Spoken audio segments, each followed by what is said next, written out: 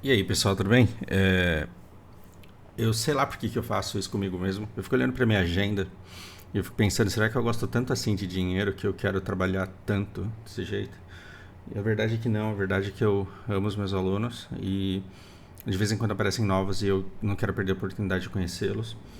E de vez em quando me aparecem antigos, alunos que já se formaram há muito tempo precisando de uma entrevista ou de uma reciclagem.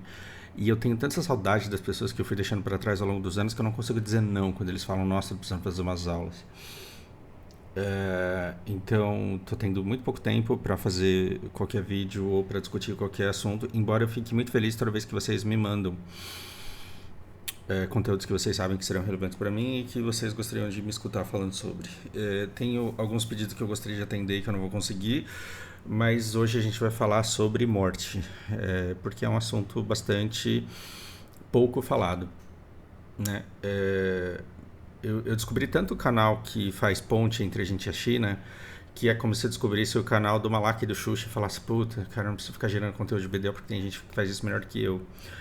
Isso me tira um pouco da urgência que eu tava do chinês também. É muita pretensão minha achar que eu revelaria a China para o Brasil inteiro, eu sei. Mas pelo menos eu vou perdendo senso de urgência com algumas coisas. Falar sobre política é complicado, porque eu não posso oferecer mais do que a minha visão pessoal, no fundo eu não posso mudar absolutamente nada, e eu vou ser só mais uma pessoa falando no meio de um monte de gente que já fala. Agora, a morte, a gente não fala muito sobre a morte. Então, respondendo a dois de vocês, um que está precisando ajudar um amigo, que o pai está morrendo e que os dois estão brigados. E, meu Deus, como eu gostaria de falar alguma coisa, porque eu sei que meu amigo está angustiado, mas eu não tenho que me meter na vida dele, eu entendo perfeitamente essa situação. E outro da inevitabilidade do momento que está chegando, porque eu tô com uma doença que está me levando embora, o que eu faço a respeito disso. Ahn, Você tá vendo que vai ser muito difícil falar sobre as duas coisas no vídeo só e com o tempo que eu tenho. Então, isso daqui está sendo patrocinado pela Bia, que não pôde fazer a aula dela. O que a gente tem para falar sobre a morte? Ahn, Desde que a gente nasce, a gente é exposto a uma cultura que nos molda muito. E a gente segue determinados códigos que você não sabe nem por que você segue. Por que a gente vai a um enterro? Por que a gente vai a um velório? Por que as pessoas choram quando alguém morre? Por que é claro que algumas pessoas, cara, se eu perder alguém da minha família aqui, é claro que eu vou me esbaldar de chorar. Isso é natural, mas e a cunhada do amigo do vizinho que faleceu e eu conhecia de vista porque de vez em quando eu via lá na lanchonete? Por que eu tenho que. Por que a sociedade espera que eu chore e que eu fique devastado e que eu fique muito triste e que eu expresse a tristeza no velório por uma pessoa que se foi, sendo que ela não era tão próxima de mim? Então você pode ter uma existência irrefletida e passar por essa terra sem nunca parar pra pensar sobre absolutamente nada. E aí vai ter muita gente que vai dizer que você é um coitado burro incauto e eu vou falar que você é um grande privilegiado, sortudo pra caralho. Aliás, se você é desse jeito, você provavelmente passou por aqui, foi embora e não achou a mínima graça. Mas se você foi condenado a pensar e a refletir sobre determinados comportamentos pequenos que você tem na sua vida, talvez você já tenha se preocupado em saber a resposta a essa pergunta. E durante muito tempo, cara, 13, 14 anos, eu tô percebendo que eu leio muito e que eu gosto muito de ler, e não só leio muito e gosto de ler, como entendo que eu leio. Olha que da hora. E aí eu leio a Bíblia e percebo que ela não faz sentido, então eu preciso conhecer todas as outras religiões. E aí, durante um tempo, eu tive a Viagem de Tel. Procurei esse livro porque é muito bacana. Viagem de Tel. Só que sem a tia ou a avó, agora eu não lembro, cara, faz muito tempo que eu li esse livro. Mas é um menino que faz uma viagem mentorado pela tia dele ou pela avó dele, que vai fazendo ele ter contato com diferentes religiões, e falando com o rabino, com o pastor, com o padre, com o monge, com um monte de gente, e aí você vai vendo Deus de diversas perspectivas. Eu fiz essa viagem sem essa tia, sem essa avó. Eu batia na porta de igrejas e chamava as pessoas para conversar comigo. Por quê? Porque eu queria uma resposta. E se não estava naquele primeiro lugar onde eu spawnei, porque a gente spawna nos lugares, né? A gente não escolhe onde a gente nasce. Então deve estar em algum outro lugar. Então, cara, os budistas devem saber. Se o cristianismo não serve para mim, então o budismo deve servir. E foi uma consequência de, de, de frustrações. E aí o que eu percebi é que as religiões elas vêm para acalentar a sua alma, para fazer com que você conviva com a sua própria existência. No processo, elas tiram seu dinheiro e conseguem a sua submissão, porque elas vão te prometer coisas e vão fazer você fazer coisas. Não estou falando da sua religião, eu estou falando das falsas. E aí você vai ser induzido a lutar pela igreja, a fazer uma cruzada em nome de Deus, a fazer um atentado em nome de alguém. Então você vai lutar por território e vai lutar por soberania e você vai dizer que é Deus que quer, foi Deus que me prometeu essa terra, então ela é minha e foda-se você. E vai ter uma outra coisa que ela vai fazer também, que ela vai te acalentar nos momentos em que você estiver sofrendo. Em algum momento, as religiões falsas, não a sua, elas unem o útil ao agradável. A pessoa que está chorando porque viu o pai morrer na guerra e o tio que não quer ir para a guerra porque ele fala, não quero morrer. Então, em algum momento, as religiões elas vão dizer, a morte não é o fim. E não só a morte não é o fim, como depois da morte é que é o bom. E aí olha que da hora, porque o fato de usar o cartão de crédito é que a fatura chega. O fato de pedir fiado é que de repente aparece um cara armado na porta da sua casa gritando, falando pra você pagar. O problema do financiamento é que se você não paga, os caras vêm buscar o carro na tua casa. E de repente eu consigo fazer um cara ir pra guerra e falar pra ele, eu vou te pagar depois. Mas com uma coisa muito foda que você não tem ideia do que é. E eu chego pra um cara que acabou de perder o familiar dele no momento que ele tá mais fragilizado e eu pergunto pra ele, você quer falar com seu papai? Fizeram isso comigo no Japão. Perdi meu pai, fui pro Japão, passei por todo esse voo, passei o velório do lado do corpo e depois da cremação do meu pai, 2 dias depois, um cara que tava lá, ele tocou a campainha da minha casa e falou, você quer falar com o papai? Porque você acha que acaba aqui? Não acaba aqui. Eu vou te convidar para um lugar onde você pode falar com ele, onde inclusive tem uma carta dele para você. Eu falei, quanto? Não, não é nada, é só uma contribuição. Olha que foda você pegar as pessoas no momento em que ela tá num câncer terminal ou quando você acabou de perder o seu pai e você tem coisas não ditas e não resolvidas com ele, porque meu pai ele morreu com Alzheimer. Então eu conversava com ele durante muito tempo para ter uns pequenos lapsos de lucidez. Então quando você chega para uma alma fragilizada e pergunta, você quer falar com seu pai lúcido como ele era antes dele ser acometido pelo Alzheimer? A pessoa ela está no momento em que ela não consegue raciocinar a diferença de preço e de valor. Porque não importa o preço, o valor de você poder falar com seu pai que morreu e ter a forma consciente dele conversando com você, isso não tem preço, porque o valor é inestimável. O preço você paga qualquer que seja, porque o valor de conversar com seu pai que se foi é inestimável. Então, o que eu fiz? É claro que eu mandei o cara tomar no cu. Mas se eu não fosse alguém que tem as crenças muito bem definidas, muito provavelmente eu teria dado dinheiro pra esse cara. A melhor definição de morte, e olha que eu conheci seita e religião pra cacete, foi de uma seita pequena, uma descendência do budismo, que chama Tenrikyo. Eu vou falando dela aqui. Não caio nessa besteira não, tem. Aquele templo lindo lá, ele custa uma grana do caralho, e se você ficar indo lá toda semana, você vai descobrir de onde que sai esse dinheiro todo. A Tenrikyo, quando eu cheguei pro cara lá e falei pra ele, existe reencarnação? Ele falou, existe. Como que é? Não é pra você saber ainda. E o que acontece depois da morte? Então, não é pra você saber ainda. E o que é pra eu saber? Que você tem que ser feliz na Terra com a vida que Deus te deu. Eu vivo repetindo isso daqui porque mesmo que você não acredite na Tenrikyo como uma religião verdadeira, você pode falar, eu vou usar esse hack, eu vou escolher acreditar nisso, eu vou seguir e vou usar para seguir com a minha vida. Eu não quero que ninguém mude de religião aqui, pelo amor de Deus. Eu não quero que ninguém vá sustentar templo em lugar nenhum do mundo. Você pode fazer isso de graça, você pode adotar os preceitos e as crenças dele de graça, por exemplo. E usar esse dinheiro para alguma coisa que traga benefício para você mesmo. Diablo 4, por exemplo. Mas não. Ele diz, Deus criou você para ser feliz aqui na Terra. Então, se você está lutando para sua felicidade, e isso é um conceito muito abstrato, mas se você está lutando para você ficar bem, você está de acordo com os propósitos divinos. Se você ajudar alguém a encontrar a felicidade dela, maravilha. Se você não atrapalhar, você já está ajudando. Se você não atrapalha o seu vizinho de ser feliz, você já está ajudando. Ou seja, se você não é o arrombado que vai falar, você não pode beijar outro cara do mesmo sexo, não. Você não pode beijar outra mina do mesmo sexo. Né? Você não pode fazer macumba, não. Você não pode dançar. Se você não está atrapalhando o seu vizinho a chegar à felicidade, você já está sendo ótimo. Ótimo. Que música que você gosta, rock? Que música que o outro gosta, funk? Funk é uma merda, porque quem gosta de funk não sabe o que é música. Foda-se. O cara tá feliz, deixa ele. Você tá atrapalhando. Você tá sendo arrombado.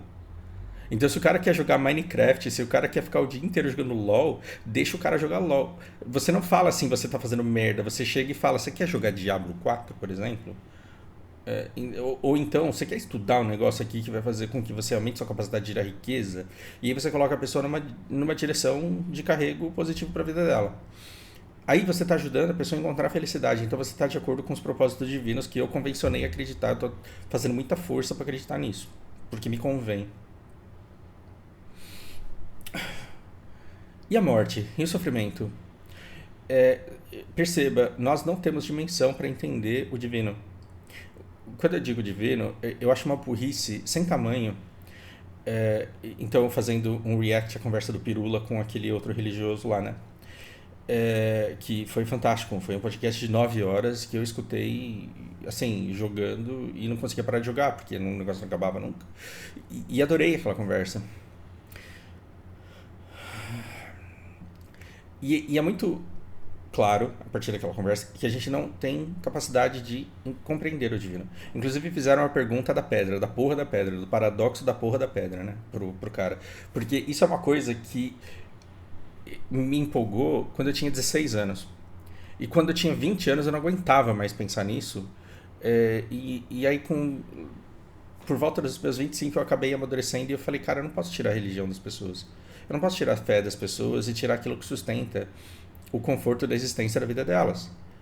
Não tem direito de fazer isso. Então hoje quando eu vejo uns caras arrombados usando essa pedra pra atrapalhar a fé do outro, eu fico nervoso. Porque eu falo, o que você ganha fazendo essa pergunta?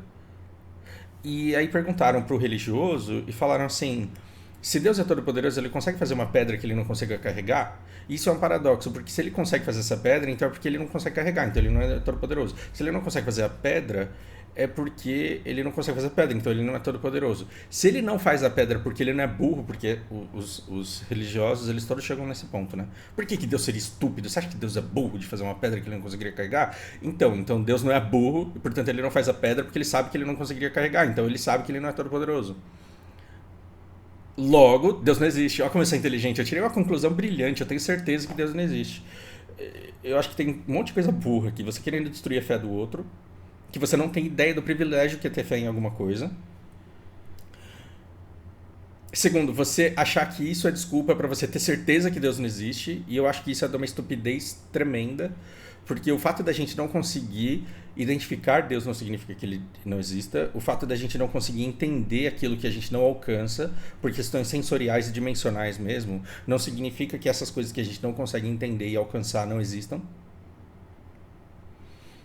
E talvez um dia a gente chegue a entender completamente e aí a gente desmistifica tudo, mas aí a gente vai ter acesso. Só que isso vai depender de uns gadgets aí que a gente não sabe o que é ainda.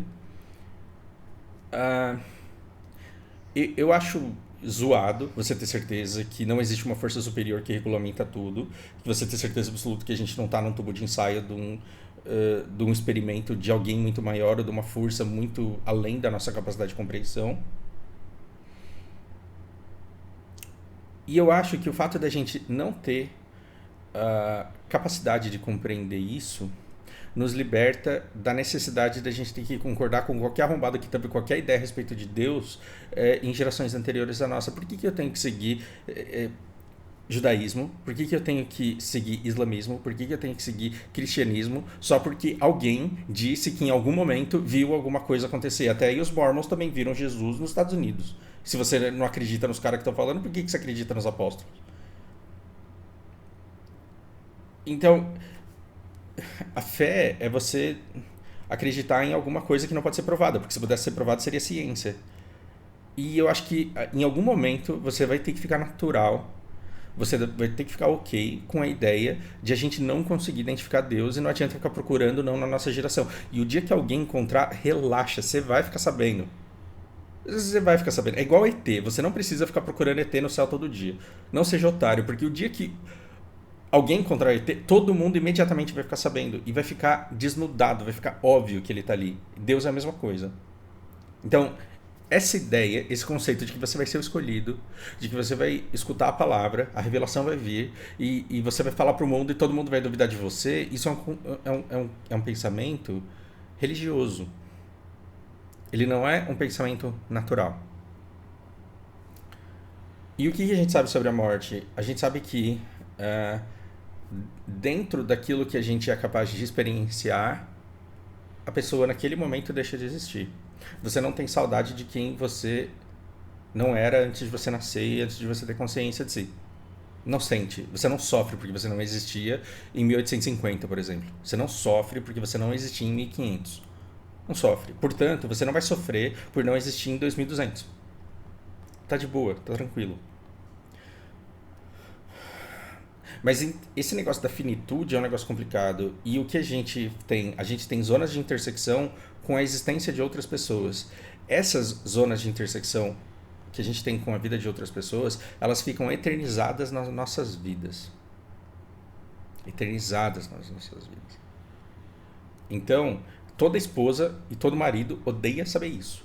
Mas o relacionamento que a gente teve com as nossas ex, com os ex delas, os relacionamentos que a gente teve, todos eles nos marcaram de uma forma que você tem que fazer muito esforço, porque culturalmente você foi induzido a acreditar que você tem que eliminar tudo isso da sua vida. Você tem que esquecer e fingir que aquilo nunca existiu porque foi uma merda, porque tá errado. Isso é resultado de um processo cultural. Porque, naturalmente, aquelas primeiras experiências que você teve na sua vida, elas foram cravadas em pedra. E quanto mais você lembra daquilo, mais refresca na memória, mais você romantiza essas memórias e melhores elas parecem para você. Então, quais foram os momentos mais marcantes que eu vivi com o meu pai? Foram momentos em que ele me deu educações que eu carreguei para a vida e que me trouxeram aqui onde eu tô. E são essas imagens que eu mais lembro. E porque eu mais lembro, eu mais revivo. E porque eu mais revivo, eu mais romantizo. Porque a nossa memória, ela não lembra do que foi vivido, ela lembra do que foi lembrado. Como assim? Um dia meu pai me viu ensanguentado em casa e ele falou: "Sabe, não se aproxima ao perigo". E eu falei: "Filho da puta". No dia seguinte eu lembrei com raiva. O sábio não se aproxima ao perigo. Uma semana depois eu lembrei com nojo. O sábio não se aproxima ao perigo. E eu lembrei tanto desse dia que aí você me chama pra ir num show de funk no Rio. E aí eu falo: "Deve ser da hora ver aquele monte de mulher rebolar". Aí o que eu lembro? Eu lembro do meu pai falando: "Sábio não se aproxima ao perigo". Eu falo: "Não, vou ficar jogando videogame aqui em casa, né?". E aí você vai lembrando disso e você fala: "Cara, isso daqui foi realmente importante, aquilo que eu vivi foi realmente importante. Foi importante porque aconteceu ou foi importante porque foi lembrado?". Então nós temos um ponto muito sério aí, porque você vive lembrando das coisas, elas vão ficando cada vez mais importantes para você. E aquela menina que te deu um pé na bunda, ou que te deu um chifre, ou que simplesmente você não viu que não dava pra continuar namorando com ela porque você precisava arrumar um emprego que era longe, você não queria ter que lidar com o galho e com o namoro à distância. Aquele namoro que foi intenso, que durou pouco tempo e você decidiu esquecer, ele perde muito pra aquele que você falou: "Meu Deus, como esse relacionamento foi bom". E aí você fica lembrando daquilo, lembra e romantiza, e lembra e romantiza, e lembra e romantiza, e lembra e romantiza. Aí quando eu pergunto, quem foi mais importante pra você? Foi a namorada 1 ou a namorada 2? Foi a 2. Foi a 2, porque o que eu vivi com ela nem se compara com o que eu vivi com a 1. E aí você chega pra essas mulheres e fala: "Como foi o relacionamento com ele?". Aí a 2 vai falar: "Foi uma bosta". E a primeira vai falar: "Nossa, foi o melhor relacionamento que eu já tive na vida. Você não sabe o tanto de coisa que eu aprendi com ele". E você fala: "Pô, não, tá tudo errado aí". Tem uma simetria muito grande de valor, porque eu desprezei uma menina que acha que foi importante pra ela, e eu acho que uma pessoa foi importante pra mim, ela disse que nem lembra de mim, e quando lembra, ela lembra com tédio. Que merda é essa? Exato, porque a gente é que a gente lembra dos outros. Em algum momento, a gente é dado o privilégio de nutrir vínculos familiares. É por isso que eu não me preocupo do que a Lana vai me chamar daqui 20 anos. Porque tem gente que fala, mas sabe que nunca é a mesma coisa, né? Você não tem medo de você tá plantando um negócio que talvez um dia você... E ninguém consegue falar, né? As pessoas têm medo de machucar e elas não conseguem dizer o que elas pensam. E eu falo, eu não tenho o menor medo. Se a Lana quiser me chamar de Murquinho, se a Lana quiser me chamar de tio, se a Lana quiser me chamar de Fausto, se a Lana quiser me chamar de teacher no futuro, pra mim pouco importa. Porque ela não é o resultado do laço sanguíneo que a gente tem, ela é resultado de todas... A nossa relação é resultado de todas as interações que a gente teve. E as nossas interações, até então, elas são muito positivas. E a gente está plantando memórias que vão ser revividas. Então, tudo que eu preciso é que daqui 40 anos eu não exista mais e a Lana, caso ainda exista, ela olhe para trás e fala: caralho, eu aprendi tanto com aquele safado, aprendi tanto com aquele jogador de Murquinho, aprendi tanto com aquele cara que encheu o saco da minha mãe. Porque porque eu quero que ela lembre de ensinamentos, eu quero que ela lembre de momentos, experiências boas que a gente teve, das primeiras churrascarias, dos primeiros parques, das primeiras idas à praia, das fotos que ela viu, de quando ela não tem lembrança. E isso tudo vai construindo laços que vão mostrando para a pessoa o quanto você gosta, o quanto você se importa, e o quanto você é parceiro, e o quanto você trilha esse caminho junto com a pessoa. Da mesma forma que eu tenho com a Lana coisas que alguns pais não têm com os próprios filhos legítimos,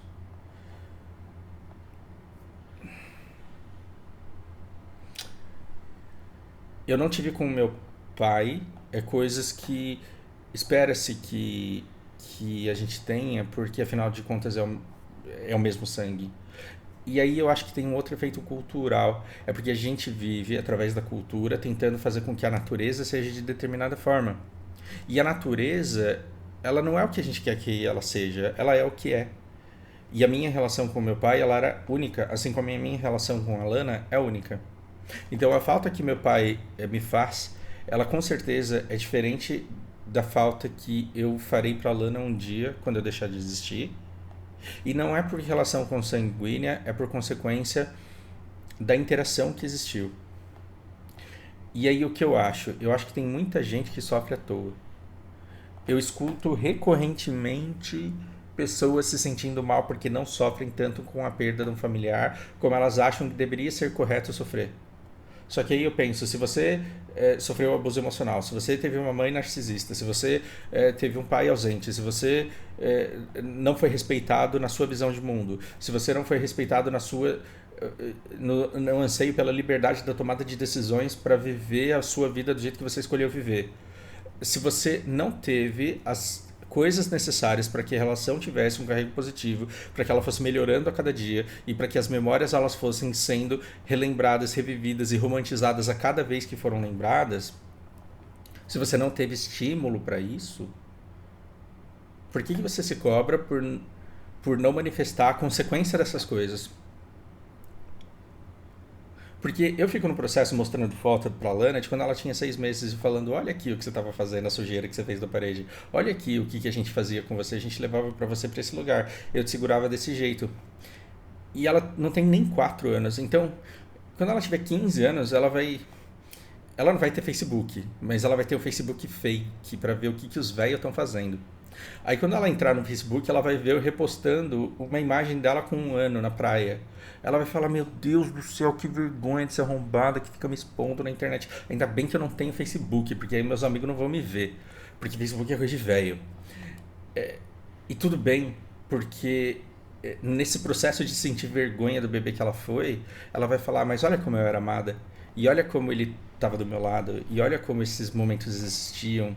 Isso vai ser importante para formação de identidade, para a autoimagem dela. Ou seja, eu sempre fui amada, eu mereço ser amada, eu não aceito menos do que isso quando eu for me relacionar amorosamente com uma pessoa.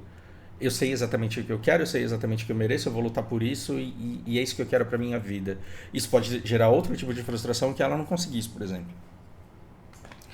Não existe como acertar, é certeza que as nossas crianças vão sofrer. É certeza que você vai sofrer, e se você está sofrendo não é culpa de ninguém, é porque a vida, a existência é sofrida mesmo, você me desculpa. E às vezes você acha que só você sofre, e aí você entra na internet e aí o grupo de sofrência tá fazendo sustentação de sofrimento falso. Só que aí quando você vai ler biografias e quando você vai escutar histórias reais de pessoas, você vê que todo mundo sofre de uma forma muito única. E que você não pode invalidar a dor e o sofrimento do outro. Mas não é sobre isso que a gente está falando, a gente está falando sobre morte. Então o que acontece? Acontece que a gente tem que lidar com o fato de nós não sermos seres que vivem no presente. A gente é um ser que vive no futuro. A gente vive no futuro por quê? Porque a gente está juntando dinheiro para não depender do governo para se aposentar. Você está olhando aqui o mercado o dia inteiro para quê? Para ter estabilidade financeira pro resto da sua vida. Porque senão você fica à mercê e é levado pela maré.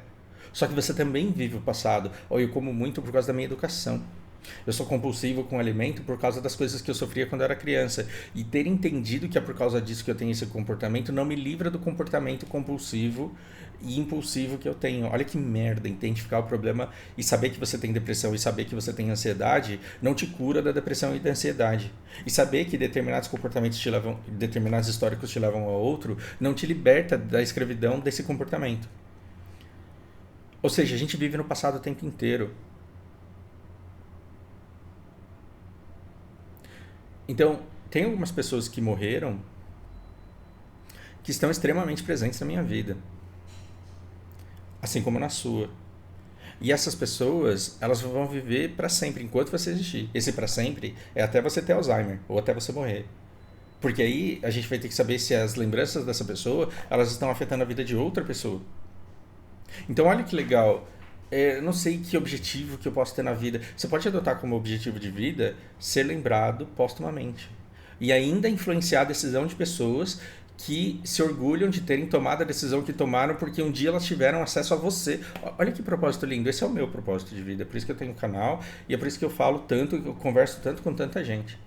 É delicioso escutar histórias e pessoas dizendo assim, nossa, eu teve um vídeo seu que me ajudou, teve uma conversa sua que me ajudou muito e ajudou inclusive as pessoas à minha volta. Isso é um abraço, é um acalento para a alma, porque fala assim, não estou aqui à toa. E é muito pouco que eu consigo, mas esse pouco me basta. Eu prefiro ser lembrado como alguém que contou uma historinha, que afetou uma crença, que afetou um relacionamento, que levou a uma vida pacífica e harmônica, mais pacífica e mais harmônica na família.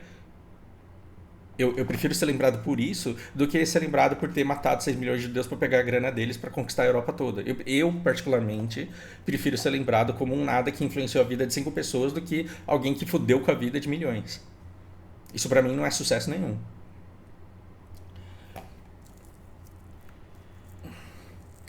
Agora, no fim das contas, ninguém sai vivo daqui. Parece que é Legião Urbana, né? Que eu tô parafraseando. Ninguém vai sair vivo. E você só vai ter que lidar com as pessoas de quem você não teve tempo de se despedir. E se vai ter alguma coisa póstumamente, você não tem como saber. E se você está tentando forçar a barra para descobrir, você está desrespeitando o propósito divino. Porque se você não sabe, porque não é para saber mesmo. Simples assim. Só que de alguma maneira você tem que encontrar uma maneira de ficar em paz. Então, durante muito tempo, durante mais de 10 anos, eu li muito sobre. Quer dizer, não só eu tive o meu crescimento frequentando uma clínica geriátrica, como durante muito tempo eu li pessoas falando sobre relatos de superação e de luto. E no fim, o que eu percebo? Que o importante é o quanto você vai ter de paz e de certeza de que dentro das suas possibilidades você fez aquilo que era possível. Então, se a pessoa é importante para você, você vai ter que conviver para sempre, depois da morte dessa pessoa que é importante para você. Então, no caso do Nathan, que está falando do amigo dele, né? Que está com o pai à beira da morte e que não está sabendo lidar com isso. E o que eu digo é, o teu amigo, ele vai sobrar nesse mundo e durante o resto da existência dele, ele vai ter que lidar com as ações dele nesses últimos momentos. Porque ele não tem como alterar a criança que ele foi. Ele não tem como alterar o relacionamento na adolescência. Mas ele tem como alterar esses momentos que estão entre o agora e a morte do pai dele. E as lembranças, elas vão ser eternamente o reviver desses momentos. Então vamos lá. Por que que eu ficava ligando pro meu pai e escutando os delírios dele até momentos em que ele tinha lapsos de consciência e eu falava o que eu tinha que falar e eu escutava o que eu precisava escutar? Era pra ele? Não, era pra mim. Porque eu sabia que eternamente eu teria que me lembrar da minha relação com meu pai e seria vital que eu estivesse num bom tom, num bom ponto com ele. Então, que eu tivesse pedido perdão, que eu tivesse perdoado, que eu tivesse escutado, que eu tivesse dito, que eu tivesse agradecido, que eu tivesse falado aquilo que realmente me dói, que eu tivesse dito quais foram as coisas que eu acho que não deveriam ter acontecido, mas que superado eu perdoo porque eu entendo que ele fez o melhor que ele podia com aquilo que ele era naquele momento. E por eu ter conseguido fazer isso é que eu tenho paz hoje. Não significa que eu não tenha sofrido e não significa que o processo de luto do meu pai não tenha sido um processo extremamente doloroso. A morte ela vai ser dolorosa, o luto ele vai ser doloroso na medida em que a pessoa tiver importância para você. Só que aí, em algum momento, o luto passa. Quanto mais rápido você viver, melhor, mas não é todo mundo que consegue viver imediatamente. Eu enfiei numa caixa de Pandora e abri anos depois e foi devastador o que aconteceu quando eu abri. Mas vivido o luto devidamente, você não lembra da pessoa com dor mais. Isso é importante você lembrar. Você não lembra da pessoa com dor pela perda, pela inexistência dela, mas você lida com a relação que foi estabelecida e a relação que foi deixada. Então você pode estar magoado com o seu pai e não ir no velório dele. Você pode estar magoado com o seu pai e não falar com ele antes dele morrer. Só que você tem que estar consciente de que você vai ter que lidar com essa memória pro resto da sua vida. Eu tive a oportunidade de ir no velório dele, eu tive a oportunidade de falar com ele quando ele ainda estava vivo e estava quase morrendo, e eu decidi não falar com ele. Teve um monte de coisas que eu não falei, portanto ele morreu sem saber, e eu não dei a ele a oportunidade de reagir àquilo que eu tinha para dizer para ele. E agora eu vou ter que conviver com isso pro resto da minha vida.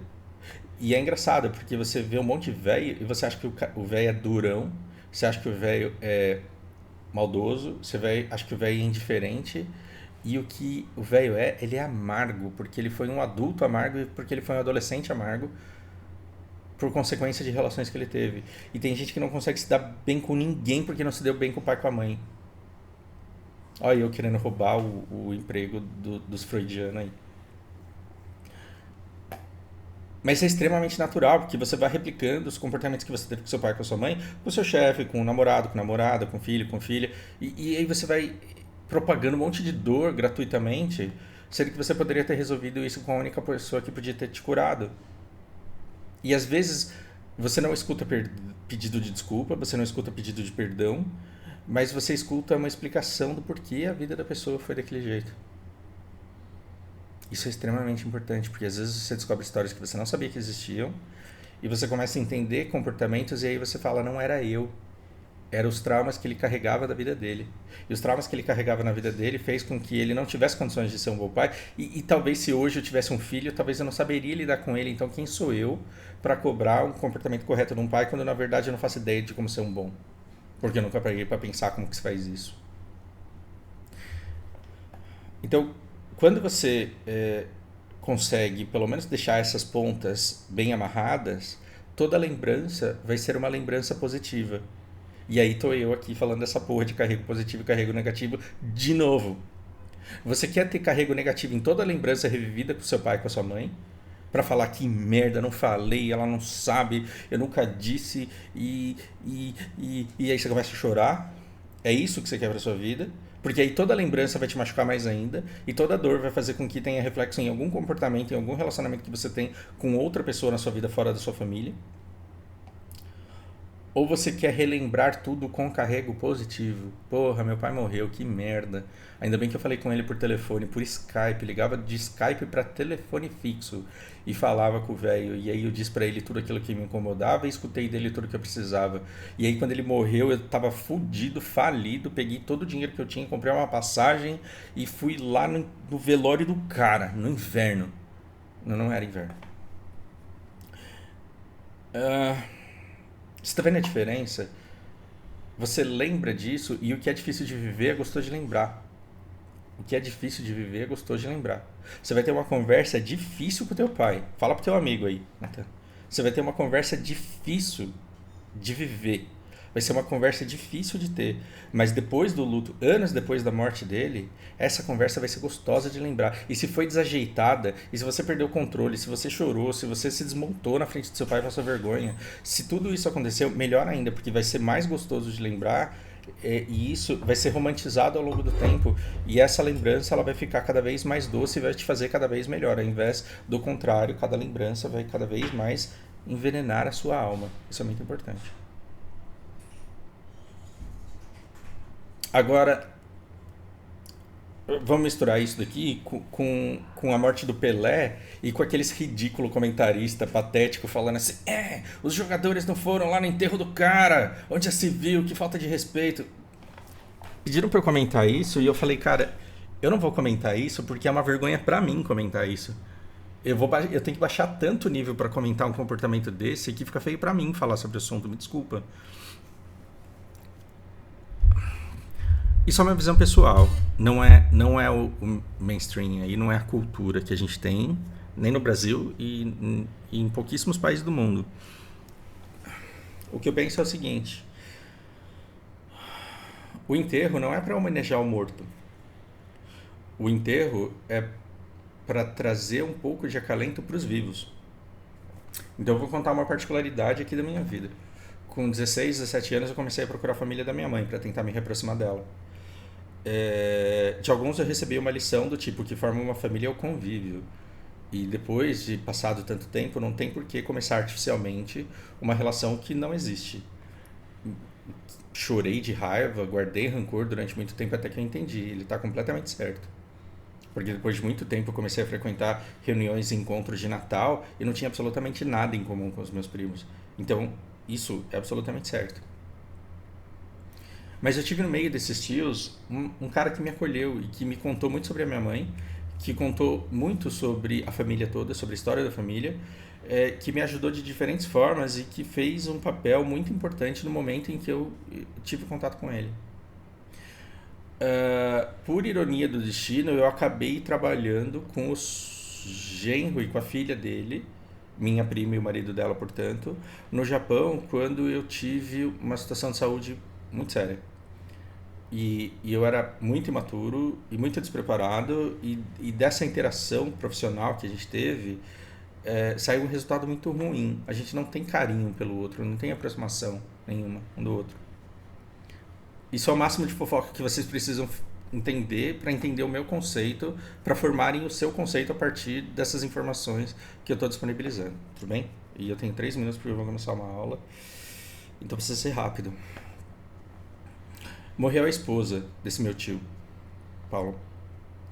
Eu odeio velório, eu odeio encontro familiar, ainda mais com a família da minha mãe. Eu sabia que eu ia ter que encontrar com muita gente da família da minha mãe, e é uma coisa que me faz muito mal. Mas eu fui. E quando eu cheguei lá, eu não fiquei conversando com as pessoas diretamente. Embora tenha sido muito legal ver um monte de gente. Inclusive a minha prima tem um carinho enorme por ela, filha dele. A gente não se deu bem, mas assim, não é porque um de nós é mau, um de nós é perverso. É porque o meio em que a gente interagiu ali era muito zoado. A gente estava sob condições de pressão ali que não eram fáceis. Mas quando a esposa do meu tio morreu, eu fui lá. E eu passei por todo mundo e eu falei: eu tô aqui. E eu lamento muito. E eu vi ele chorando e ele falou: cara, sabe que é uma parceria de 50 anos e você vê se desfazer? E agora eu não sei mais pra que eu vou continuar aqui. E aí eu disse pra ele: se eu tivesse alguma coisa pra te dizer, eu juro que eu te diria, mas eu não sei o que falar. Não acho que tem alguma coisa pra falar. Eu só quero que você saiba que se você precisar, eu tô disponível. Quando você quiser conversar, me liga. Quando você quiser me procurar, me procura. Eu estou à sua disposição. A gente nem mora muito longe. E ele chorou e me agradeceu. E aquilo foi uma das melhores coisas que eu fiz por ele. E fiz por ele. Então, quando você me pergunta se eu sofri pela morte da minha tia Lúcia, que era esposa dele, sim, eu sofri. Mas o velório, o enterro, a cremação é para quem fica. E ali a única pessoa que toca o meu coração de verdade e que é importante ao ponto de eu me de eu me locomover até lá e de viver tudo isso era ele. Então por ele eu estava ali. E com ele eu falei, com ele eu fiquei por um determinado tempo. Até que eu falei, olha, tem tanta gente aqui que eu não tenho que ficar monopolizando sua atenção. Eu vou pra lá. E quando eu falei, eu vou pra lá, eu fui embora. Porque o meu papel ele já tinha sido feito. E aí o meu tio Paulo morreu. Ele morreu. E aí eu recebi a comunicação da família, eu recebi o convite, eu recebi o endereço. E aí vamos lá, vamos no velório dele, vamos no enterro dele. E eu falei, não. E aí, se você é cristão, se você é espírita, se você não interessa que você seja, se você acha que o espírito dele tá do lado do caixão e tá anotando o nome de quem apareceu pra ficar puto com quem não foi, aí o problema é teu. Eu não acredito nisso. Quem estaria no velório? Todo mundo da família. E eu falei, quem dessa família eu quero consolar? Eu entendo a dor da Cláudia, mas eu tenho certeza que a Cláudia tinha um monte de gente pra consolar ela ali. As pessoas que eram importantes para ela estavam ali para consolá-la.